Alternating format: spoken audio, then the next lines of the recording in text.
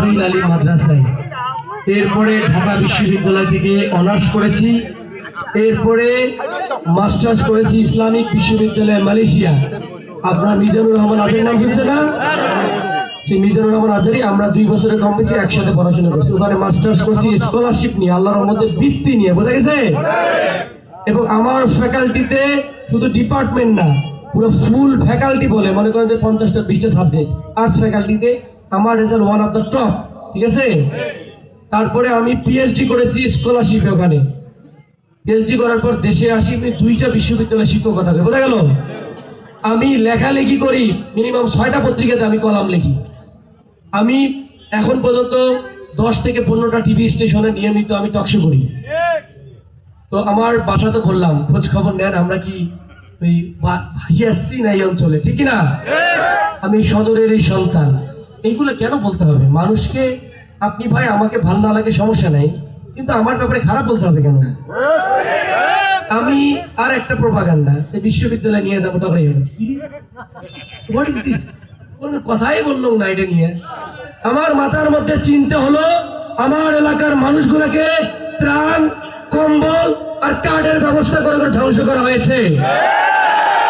আমার চিন্তা হলো আমি যখন ঢাকায় যাই, রিক্সাতে উঠলে কয় বাড়ি করে কুড়িগ্রাম। আমি যখন বাইরে যাই, আমার অন্য এলাকার বন্ধুরা আমার বলে তুই তো মফিজ এলাকার লোক, তাই না? আমি যখন বাইরে যাই, বিভিন্ন শিক্ষা প্রতিষ্ঠানে কথা বলি, গবেষণা সেন্টারে কথা বলি, দরিদ্রতম এলাকার লোক তোমরা, তোমার এলাকার লোক খুঁজেই পাওয়া যায় না, তাই না? আরে ভাই আমি সেই জায়গায় হিট করে বলি আমার জেলার একটা সম্মান দরকার, তাই না? আপনার একটা উদাহরণ দিই, আপনার নামের সামনে যদি মিসকিন সাপোজ দিল, আমার নাম মিসকিন আতিক, কেমন শোনাবে? ফকির আতিক ভালো শোনাবে? ত্রাণ খাওয়া আতিক ভালো শোনাবে? মফিজ আতিক ভালো শোনাবে? তাহলে আপনার জেলার নামের সামনে যদি এটা যুক্ত হয় খারাপ দেখাবে না? আবার যদি বলে না এটা একটা গর্বের জেলা, এটা একটা স্বনির্ভর জেলা, এটা একটা আত্মমর্যাদাশীল জেলা, এখানকার মানুষজন সব কর্মসংস্থান আছে, কেমন লাগবে? আমার লড়াইটা কোনো দলের বিরুদ্ধে নয়, আমার লড়াইটা কোনো গোষ্ঠীর বিরুদ্ধে নয়, আমার লড়াইটা হচ্ছে ওই সিস্টেমের বিরুদ্ধে যে সিস্টেমের কারণে কুড়িগ্রামকে পিছিয়ে রাখা হয়েছে। আরে ভাই আমি আপনাদের নিয়ে কথাই বলবো না, আপনাদের কেন দরকার? আপনি কি আমার শত্রু? আপনার বিরুদ্ধে আমি কেন বলবো? আমি আমার কথা আপনাদেরকে শেয়ার করে যাই যে আমি হলে কি করতে পারবো, আমি না আমরা কি করতে পারবো। এই জন্য বলি বাইর থেকে দেখেন, উপর থেকে দেখেন যে আমার জেলাকে কেমন করে দেখা হয়। 64 নাম্বার জেলা মানে বোঝেন, ক্লাসে 64 নাম্বার ছাত্র কি অবস্থা বোঝেন না? 1 নাম্বার রোল 64 এক হয় কি? তাহলে বুঝলেন? তাহলে আপনি 64 নাম্বার জেলায় ভাবসাব নিয়ে মাস্তানি করতেছেন। আর মাস্তানি করেও কি না করেও কি? আমরা সব দল মারামারি করলে কি উন্নতি হবে? আমাদের প্রতিযোগিতা হবে। আমরা যে দল থেকে কুড়িগ্রামে ইলেকশন করি না কেন, আমাদের প্রতিশ্রুতি হবে ওই সরকারি সিস্টেমের বিরুদ্ধে, যে সিস্টেমের কারণে আমাদেরকে বরাদ্দ কম দেওয়া হয়। আপনারা জানেন যখন সরকারি ভাবে মাইক চালু করা যাবে, যাবে যাবে এখন নামাজ শেষ হয়েছে। হ্যাঁ, যে সমস্যার কারণে দেখেন আমরা পিএমইটির নাম শুনছেন, আপনারা অনেকে জানেন না। প্রবাসী কল্যাণ মন্ত্রণালয় সরকারি ভাবে ফ্রি বিভিন্ন দেশে পাঠায়, জানেন না? আমি একবার খোঁজ নিয়ে দেখলাম যে কুড়িগ্রামের ভাগত কয়টা ফ্রি পাঠাবে না। এরা যদি এমন ভাবে কাজ করে দেখা গেছে কুড়িগ্রাম থেকে পাওয়া যায় না, অন্য জেলা থেকে নিয়ে নেয়। অন্য জেলা থেকে না, কাহিনীটা হইলো তারা সিস্টেম করে করে ওইগুলোকে বিক্রি করে দেয়, অন্য জেলার লোক নিয়ে তারা করে দেয়, কিন্তু আমার জেলার মানুষ না জানার কারণে ফ্রি বিদেশেও যাইতে পারে না। আরে ভাই আমাদের অধিকারটা আমরা পাই না, আমার এলাকার মানুষের ন্যায্য অধিকার, এইটা নিয়ে কয়টা লোক কথা বলছে বলেন তো? আরে ভাই আপনি কলেজ বানান, হসপিটাল বানান, কেমনি বানাবেন? এই জিনিসটা তো বুঝতে হবে যে কোথা থেকে কিভাবে ফাংশন হয়। ফুল সচিবালয় ঘুরে একজন অতিরিক্ত সচিব কুড়িগ্রামে আছে, মাত্র কোন সচিব নেই, আছে? আপনি কাজ আনবেন কুমিল্লা অঞ্চলের এক অঞ্চল থেকে দেখবেন 10টা সচিব পাওয়া যায়, বুঝেন নাই? আমি গেলাম মন্ত্রণালয় গিয়ে আমাদের অঞ্চলের জন্য যে মন্ত্রণালয় থেকে মসজিদের বরাদ্দ, মন্দিরের বরাদ্দ দেয়। আরে ভাই আমাদেরকে দেয় 5টা, আর আমরা একটা ভেঙে গেছি। ওরা ওই দেখেন 10 জন সচিব আছে না, ওই 10 জন লোক 10টা সচিব 5টা করে কত হয়? 50টা। বুঝলেন কেমন মার খেয়ে গেছেন?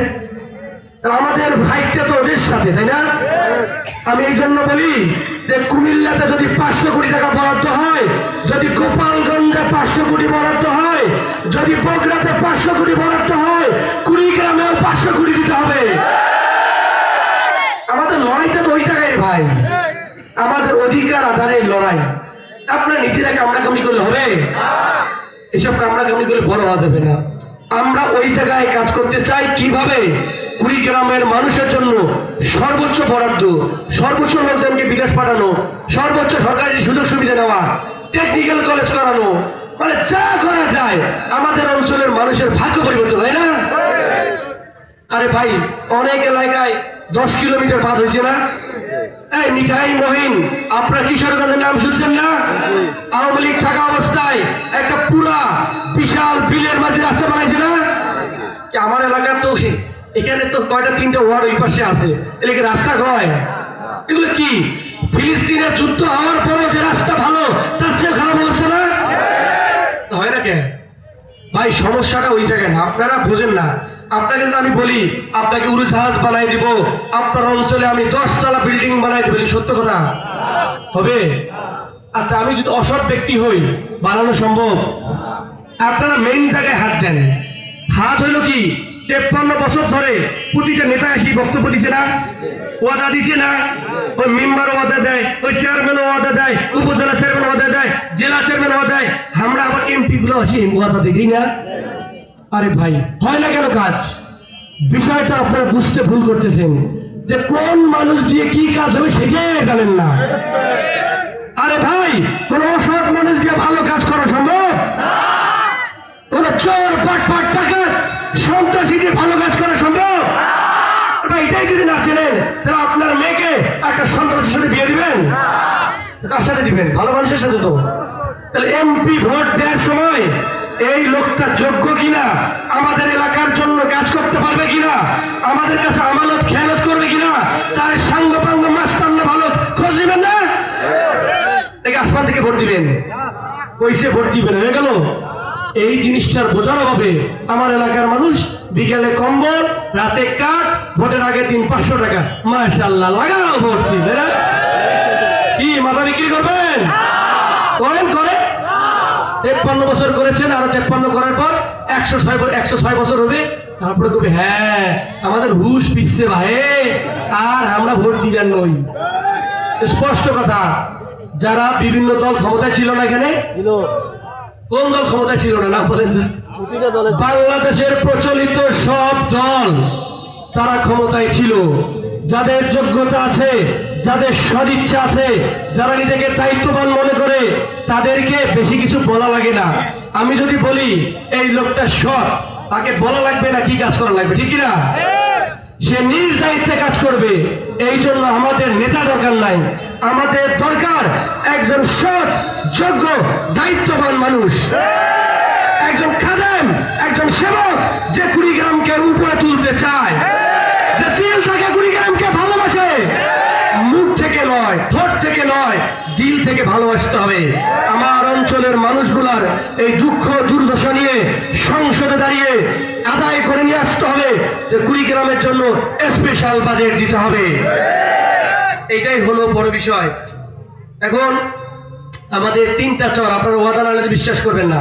আমি বলছি, আমাকে যখন আমার কাছে আসে আমার মসজিদটা বরাদ্দ দিয়ে ভাই, প্রোগ্রাম করতে চাই না, মসজিদটা দেখায়, মাদ্রাসাটা দেখায়, মন্দিরটা দেখায়, রাস্তাটা দেখায়, আমার তার বাড়ির সামনে রাস্তাটা। আমি কইছি দাঁড়ায় একটা মসজিদ নয়, এই 3 উপজেলা 1 পৌরসভার যত মসজিদ আছে সবগুলার জিম্মাদারি নিব। একই স্টাইলে মন্দিরেরও নিব, একই স্টাইলে রাস্তাঘাটের কথা বলতেছেন, আপনারটা শুধু করে দিব, বাকিটা করবেন নই। এটা কোনো ভালো কথা হইলো? আরে ভাই কোন দায়িত্ববান, কোন জাস্টিস, ন্যায়বোধ সম্পন্ন মানুষ এটা কি বলতে পারে শুধু মোগল বাসায় দিব, 5 গছি দিব না? সবার কাছে সমান, ওই কেমনে? সবার কাছে সমান। এক্স্যাক্টলি। কুড়িগ্রামের উন্নয়ন সমান ভাবে হইতে হবে, তাই না? যদি 5000 লোকের চাকরির ব্যবস্থা হয়, আমার 22টা ধরলাম 21টা ইউনিয়ন, একটা পৌরসভায় সমানভাবে ভাগ করা উচিত না? নাকি আপনার বৈষম্য চান? এইরকম। তাহলে দায়িত্ববাদ সব মানুষের কাছে গেলে এই কাজটা করবে না। সে বলবে ভাই দাঁড়াও, তোরটাও হবে। আমি কেমনে কাজ করতে প্ল্যান করতেছি সেটা হলো, আমরা প্রথমে 100 দিনের মধ্যে পুরো ফুল তালিকা করব, বুঝছেন? কোন কোন রাস্তা আসলে ভাঙা, কোনটা জরুরি, কোনটা অজরুরি। এটাকে 3 ভাগ করা যায়। একটা হলো এখনই করতে হবে, জরুরি। একটা হলো যে জরুরি কিন্তু এখন না, আর একটা জরুরিও না এখনো না, করলে হইতে পারে। 3 ক্যাটাগরিতে রাস্তাগুলো ভাগ করা লাগবে। এরপরে এখানকার যে অ্যাক্সিডেন্ট আছে, কাজ কেমনে আপনারা জানেনই না, হুদাই বলে এমপিরা রাস্তা বানায়, যে মিথ্যা কথা। আমি সত্য করে বলি, শোনেন কাহিনী।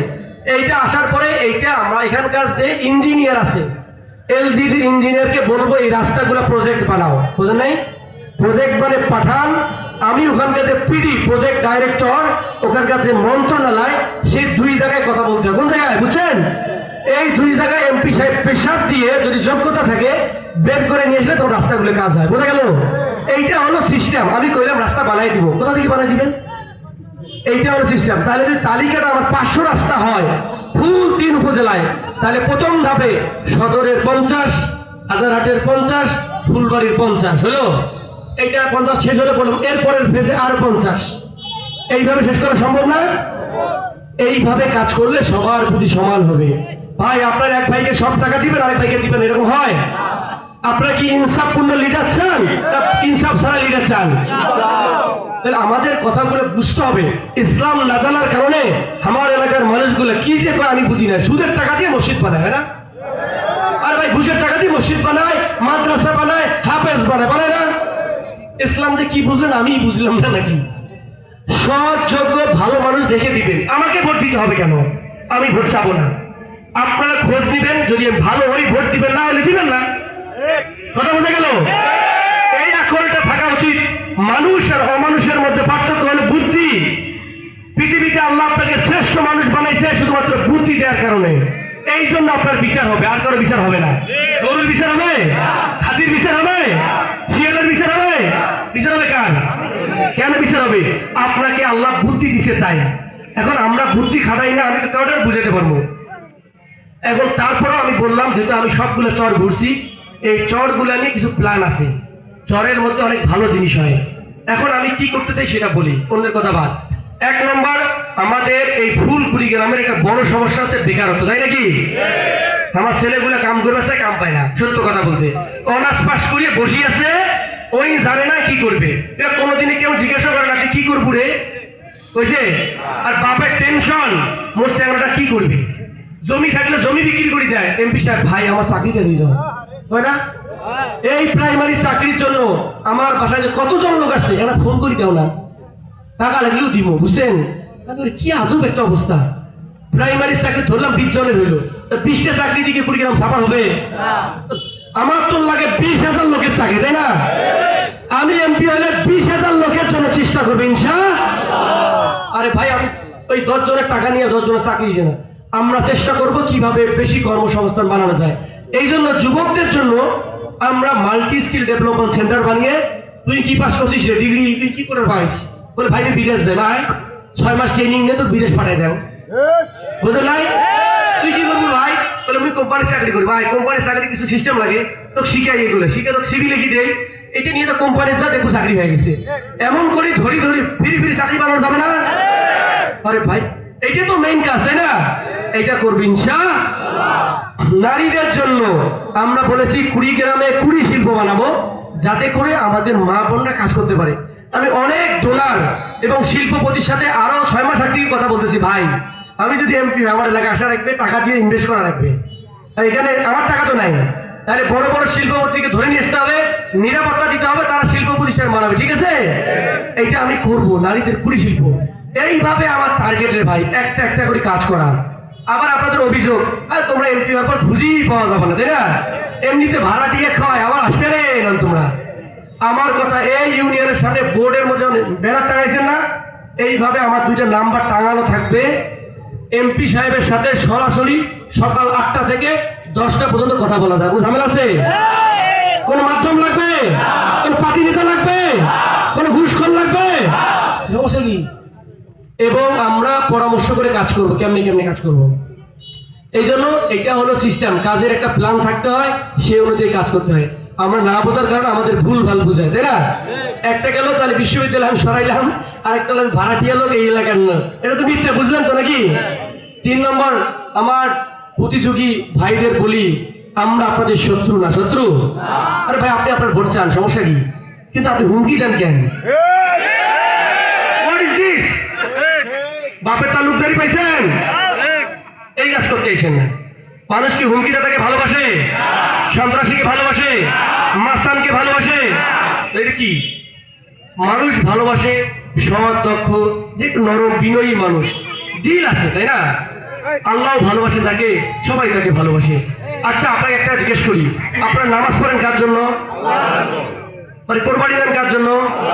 আল্লাহ বলছে, কুল ইন্না সালাতি ওয়া নুসুকি ওয়া মাহইয়ায়া ওয়া মামাতি লিল্লাহি রাব্বিল আলামিন। বলছেন আল্লাহ, বলছে নবী আপনি বলুন, আমার নামাজ, আমার কোরবানি, আমার জীবন, মৃত্যু কার জন্য? ভোটটা কার জন্য? আবার আল্লাহর জন্য। ভোট কার জন্য? এমন অসৎ লোককে ভোট দেওয়া দরকার আছে? অসৎ লোককে ভোট দিলে সব পাওয়া যাবে তো নাকি? ইনশাল্লাহ সব নাকি? তাহলে এটাই বললাম যে মুসলমান সমাজে হিন্দু হোক, হিন্দু ভাইরা যদি থাকেন, আপনার তো শ্লোকে বলি ওম তৎসৎ, বলে সবকিছু তার জন্য। খেয়াল করেন, একে অর্থ না? স্রষ্টার জন্য যদি হয়, তাহলে স্রষ্টাকে অসৎ মানুষকে পছন্দ করে? তাহলে আপনি ভোট দিবেন কারে? অসৎ মানুষে? চিন্তা করে যাকে সেটাকে ভোট দেন, অসৎ মানুষকে দিবেন না, যারা দিয়ে ক্ষতিগ্রস্ত হইলে।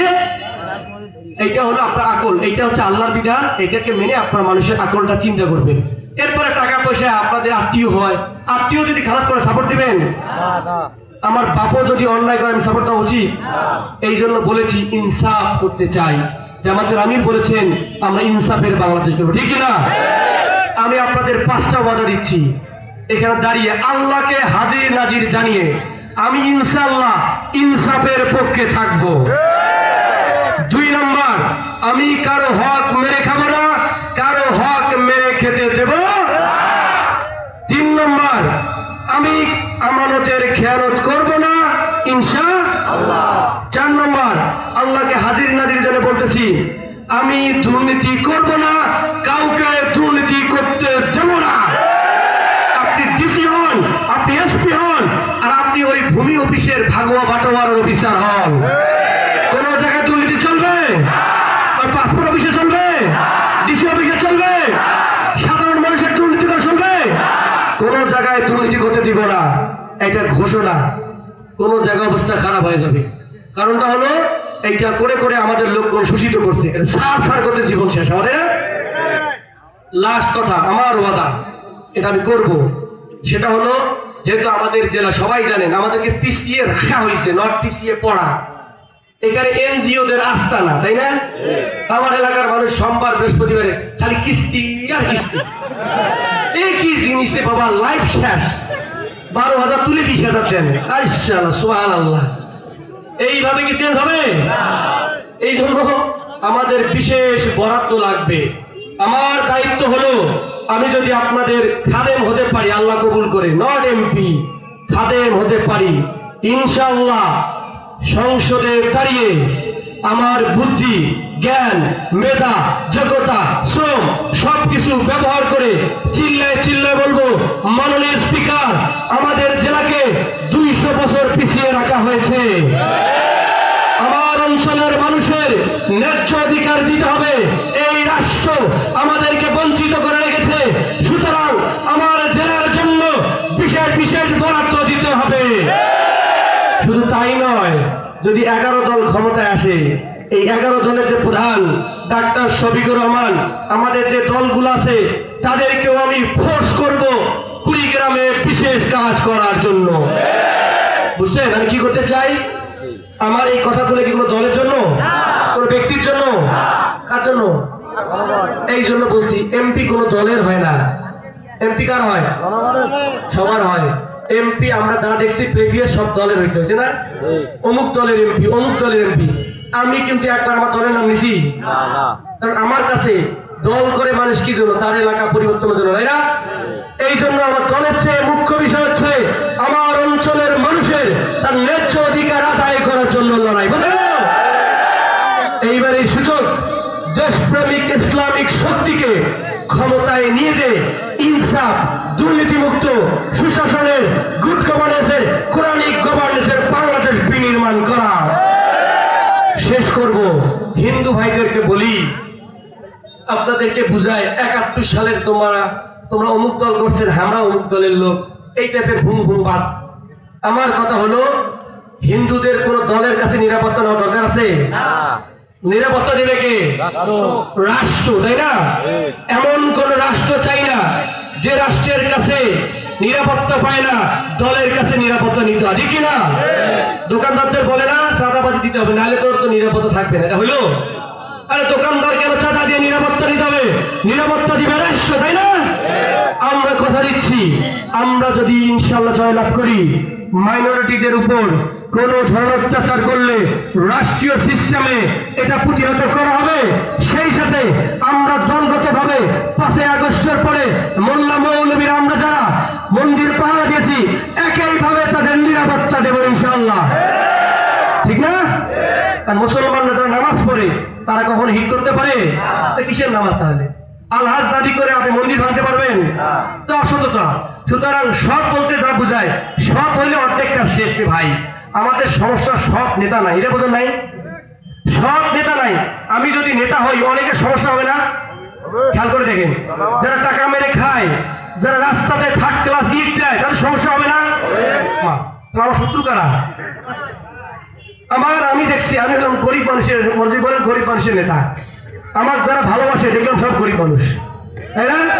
তাদের টাকা নাই, তারা শোষিত হয়েছে, তাদেরকে নির্যাতন করেছে, তাদেরকে ভয়ে রেখেছে, এই লোকগুলো মুক্তি চায়, তাই না? ভাই আপনারা না বললে আমি বুঝি, ভয়ের আতঙ্কে কিছু বলেন না, তাই না? এইটা থেকে মুক্ত করার জন্য আমরা কাজ করবো ইনশাআল্লাহ। আমার কথা ক্লিয়ার? কলেজের ব্যাপারে কথা বলছেন, তার একটা কলেজ নাই। মুকুল ভাই আমার সাথে কথা বলছে, সত্য করে ওয়াদা দেই, যদি সরকারি ভাবেও না হয়, বেসরকারি ভাবে হলেও আমরা কলেজ বানিয়ে ছাড়বো। ক্লিয়ার? জায়গা দেখা শেষ, নাম ঠিক করা শেষ, সুতরাং কলেজ হবে হবে হবে। ক্লিয়ার? আমরা অলরেডি কমিটমেন্ট, আমরা কাজ শুরু করে দিছি, বোঝা গেল? ইনশাল্লাহ আমরা এটা করবো।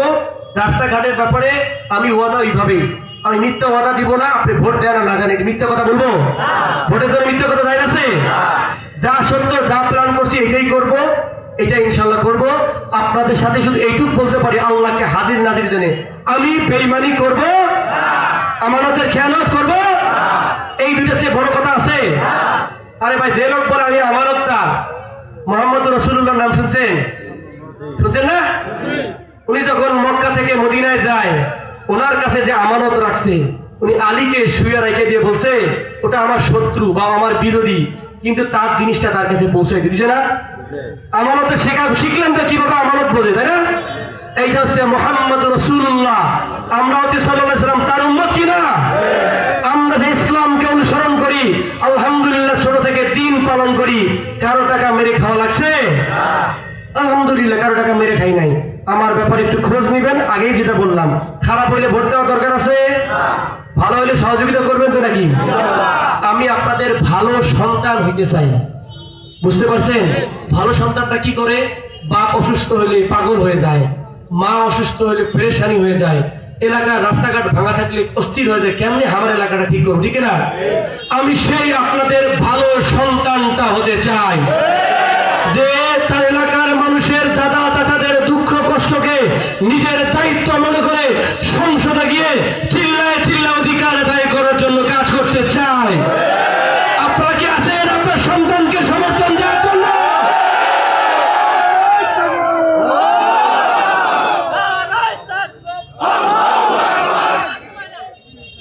আমার কথা শেষ, আমি শুধু এইটুকু বলি, আল্লাহর কসম, আমার স্বপ্ন কোনো দলের বিরুদ্ধে না, আমার স্বপ্ন আমার এই কুড়িগ্রাম থেকে আর এইরকম দেখতে চাই না। একটা সত্যি কথা বলতে আমার কান্না আসে মাঝে মাঝে, কেমনি এত কষ্টে প্রতিদিন মানুষ এসে টাকা চায়, কেমনি টাকা দিবেন? অসুস্থ, চিকিৎসা করতে পারে না, এই মানুষগুলোর দুঃখ আমার হৃদয়ে হানে। আপনাদের কাছে আসলাম, অনুরোধ করলাম, আপনাদের কাছে বললাম আমার টাকা পয়সা নাই, আপনি অনেক ব্যানার অনেক পরে লাগাইছি, আরও ব্যানার দিতে পারি নাই। আমি আপনারাই আমার ব্যানার, আপনারাই আমার পোস্টার, আপনারাই আমার ভোটার, আপনারাই ক্যাম্পেইন করবেন, ঠিক আছে? আপনারা আপনারাই আমার সব, কারণ আমি তো আপনার জন্য কাজ করব, কথা দিলাম। আমি আপনাদের জন্য কাজ করব। আপনারা এই যে এখানে 1000 লোকখানে অধিক আছেন, এই লোকগুলো যদি দায়িত্ব নেয়, এই মুঘল বাসায় 40,000-এর বেশি লোক থাকার কথা না, ঠিক না? 1000 লোক যদি টার্গেট নেয়, একজনের ভাগে কয়জন? 40 জন নাকি? 1000 জনের পরিবারে তো এমনিতে 5000 জন হয়ে যায়। তাহলে 5000 জন লোকের কাছে মাত্র 5 জন করে ভাগে পড়ে, বলতে পারবেন না? পড়ে পারবেন? বলবেন আতিক মুজাহিদের ব্যাপারে খোঁজ নিছি, ওই ছেলেটা মোটামুটি চলে, ঠিক কিনা? বাটপার, আমি তো নেতা না, আমাকে কোনোদিন শুনছেন নেতা হয়ে আসছি? তাহলে খোঁজ নিয়ে যদি ভালো হয় আমাদের জন্য ক্যাম্পেইন করবেন, আমাদের সন্তান হিসেবে করবেন। আমি তো বললাম কাজ করব কাজ করব কাজ করব কাজ করব, ইনশাআল্লাহ। কাজ করার প্ল্যানটা আরো বলি, একাই কাজ করব না, আমার আঙ্কেল এখানে আছেন, এরকম সব দলের ভালো মানুষ নিয়ে একটা পরিষদ বানাবো, উপদেষ্টা পরিষদ। ওনাদের সাথে পরামর্শ করে কাজ করবো, যার জন্য ভুল না হয়, বোঝা গেল?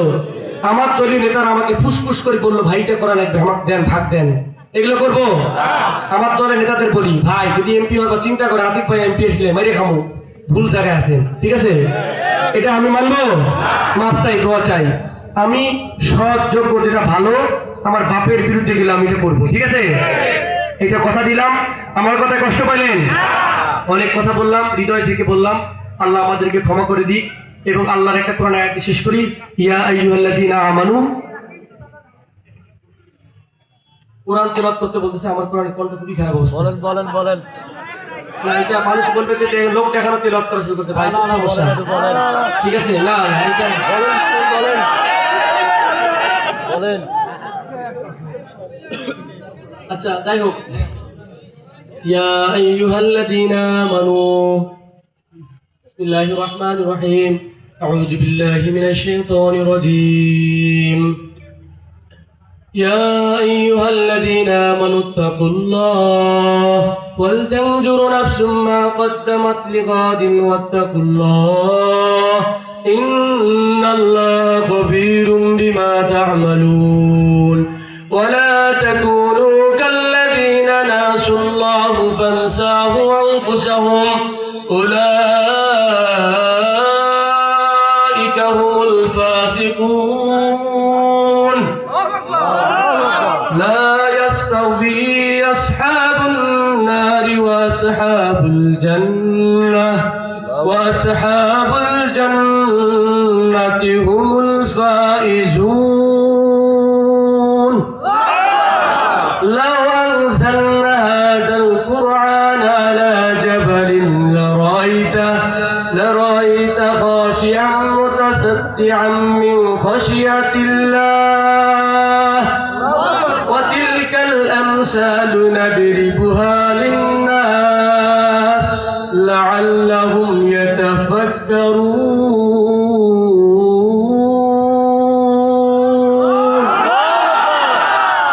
আল্লাহ বলছে লাআল্লাকুম ইয়াতাফাক্কারুন, আশা করা যায় তোমরা তোমাদের আকলটা খাটাবা। আমার মুসলমান ভাই বন্ধু, আপনাদের কি আল্লাহর কোরআনের আয়াতের লাস্ট অর্থটি বললাম, প্লিজ আকল খাটান, বুদ্ধি খাটান, তা না হলে এই সমাজ চেঞ্জ হবে না। সবাইকে ধন্যবাদ, আমার জন্য দোয়া করবেন। আল্লাহ যেন আমাকে অহংকারী না বানায়, এমপি ভাবনা নিয়ে আসে, নেতা যেন না বানায়, আপনাদের সন্তান হিসেবে রাখে। সবার দোয়া চাই। আপনার মন চাইলে ভোট দিবেন, না হলে দিবেন না। আমি এখনো বললাম, তখনও বলবো, ভবিষ্যতে বলবো। কারণটা হচ্ছে এটা আমানত, আপনি আমানতের খেয়ানত করবেন। আসসালামু আলাইকুম ওয়া রাহমাতুল্লাহ।